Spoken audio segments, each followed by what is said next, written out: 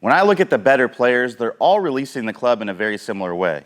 They're coming into impact with shaft lean, and then just after impact, they're releasing this club roughly about 45 degrees out in front. When I say the release, I'm talking about where this club is splitting my forearms.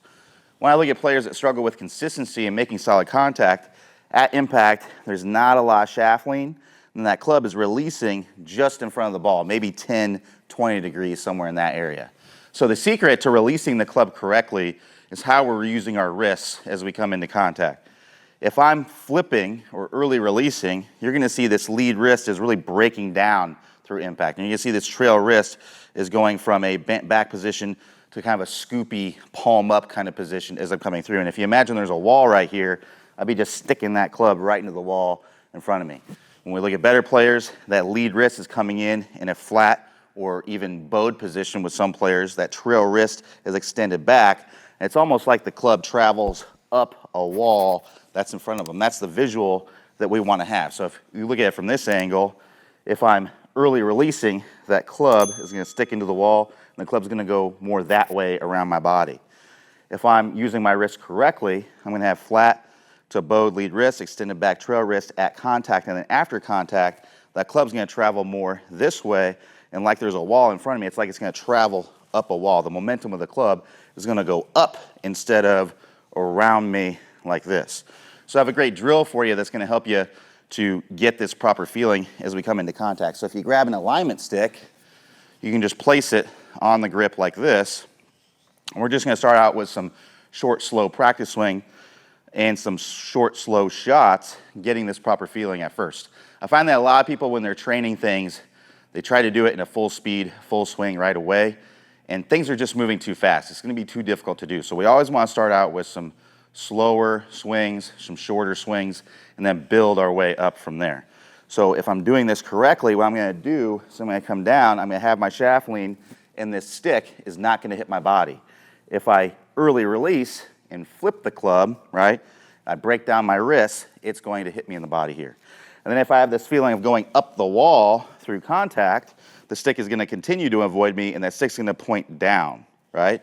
If I have this wrong feeling through contact, it's going to, even if I have a little bit of shaft lean at contact, it's still going to hit me later. So the idea here is for this stick to never touch your side. If you're coming in with shaft lean and then you're getting that club, you're not breaking down those wrist angles, and you're getting that club to work up the wall like we talked about, then the stick's never, ever going to hit you. So start out with some short, slow swings, and when you're going up the wall, what you're going to feel here, if I show you from this angle, what you're going to feel is this club, as a right-hander, is going to work counterclockwise up the wall. And you can see if I do that, I'm coming around, I'm getting the stick pointed down, I'm in this umbrella finish as I'm coming through. So like I said, let's start out with some short, slow practice swings where I'm doing this. And what I'm imagining here is I'm just hitting little chip shots, right? So I'm coming through, I'm getting that stick to travel up the wall. It's not touching me, it's still not touching me. So if I do a few of those and I'm able to do it, I'm getting my wrist angles working properly. I'm not getting that stick to touch me at any point. Now I'm ready to hit the ball. But again, I'm going to go short and slow with this initially to get this proper feeling. So let's try to hit one here and not allow the stick to touch me. So as I came through, it just barely touched me at the end. So what I would do after that is I would exaggerate it even more. I'd really do some more practice swings where I really exaggerate this club. And this is an exaggeration. If I'm coming in like this and the club's going out like that, I mean, that's crazy exaggerated, but that's what you want to feel is happening. Really feel like this club, like there's a wall in front of you right here, and you can't hit that wall. You got to get this club to travel up the wall as you're coming through. And you can see as I do that, that club releases way, way out in front. It never actually probably releases if you're looking on video because it's super exaggerated. But that's what we need to feel to be able to do this in the long run. So let's try another one here. And let's see if I can get it to make sure that it doesn't touch me. At the very last second on the last one, it hit me right down here. So for me, I'm not ready to move on to the next step to make it go faster because I'm not even able to do it yet at the slow and shorter swing. So let's give it another try here. I'm going to really, really try to exaggerate this one. So on that one, I saw that one shoot out really, really low. mean, this is a short, slow swing, and that ball still came off like a rocket because I was able to get some really good shaft lean. I never felt this stick come around and hit me. Now at that point, and that point only, am I ready to start building this up to longer and longer swings. So work through that with this drill, and I'm telling you, if you work on this every day for a little bit every day on the range, you're gonna start to be able to do this faster and longer, and eventually it's gonna end up in your swing. Now, one thing I didn't mention earlier was how, in order for this to work properly, we really need to have some lag in the swing.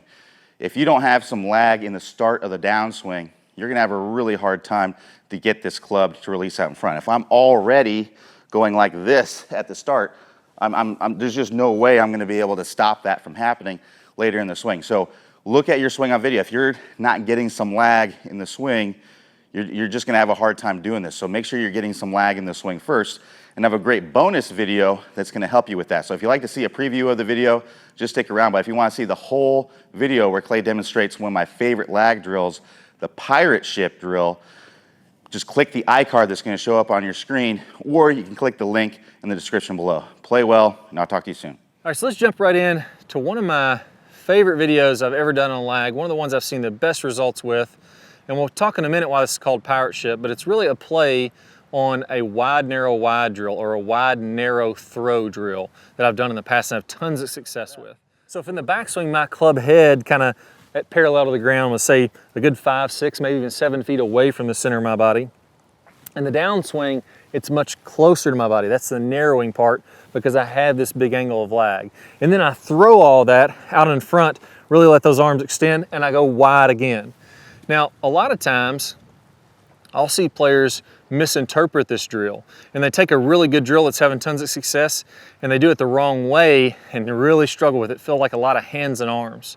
So if you've done this drill in the past and you feel a little bit out of sequence, you feel like your hands and arms just aren't working right, I bet this is exactly what you did. So when you're going wide in the backswing, that's all good. Most people get that correct. You really got to rotate the body.